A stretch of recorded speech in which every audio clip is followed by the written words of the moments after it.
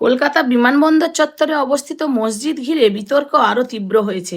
বিমানবন্দরের পরিকাঠামোগত সম্প্রসারণের স্বার্থে সংশ্লিষ্ট মসজিদটি স্থানান্তরের সিদ্ধান্ত নেওয়া হয়েছে বলে জানা গেছে।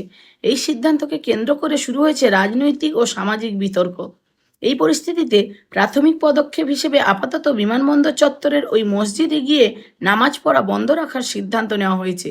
এরই প্রতিবাদে রাস্তায় বসে নামাজ পড়ার ডাক দেন জমিয়ত উলেমায়ে হিন্দের পশ্চিমবঙ্গ শাখার সভাপতি সিদ্দিকুল্লাহ চৌধুরী। সম্ভাব্য বিক্ষোভের কথা মাথায় রেখে শুক্রবার সকাল থেকেই বিমানবন্দরের ৭ নম্বর গেট সংলগ্ন এলাকায় ভারতীয় নাগরিক সুরক্ষা সংহিতার ১৬৩ ধারা জারি করা হয়। পুলিশের পক্ষ থেকে মাইকে বারবার সাধারণ মানুষকে বিধিনিষেধ সম্পর্কে সচেতন করা হয়। পাশাপাশি যে কোনো অপ্রীতিকর পরিস্থিতি এড়াতে এলাকা জুড়ে মোতায়েন করা হয় বিশাল পুলিশ বাহিনী। পরিস্থিতির ওপর প্রশাসন কড়া নজর রেখেছিল। এখনও পর্যন্ত বড় ধরনের কোনো অশান্তির খবর পাওয়া যায়নি। তবে মসজিদ স্থানান্তর ইস্যুতে আগামী দিনে পরিস্থিতি কোন দিকে মোড় নেয় সেদিকে নজর রয়েছে প্রশাসন ও রাজনৈতিক মহলের।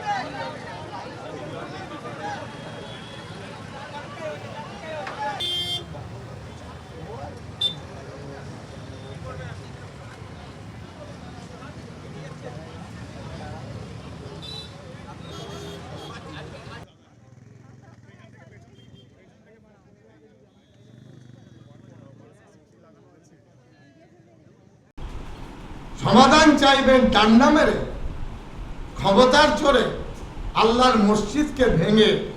আমি বলি আমাদের কাছে এভিডেন্স আছে, এয়ারপোর্ট অথরিটির সিগনেচার, অল আর রেকর্ডেড, ঠিক আছে, সব রিসিভড আছে।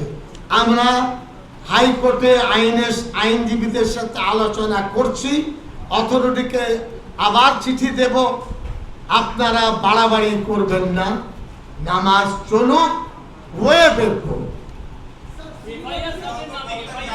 এফআইআর করেছি, যারা বাধা দিয়েছেন, তালা লাগিয়েছেন, যেতে দেননি, তাদের বিরুদ্ধে।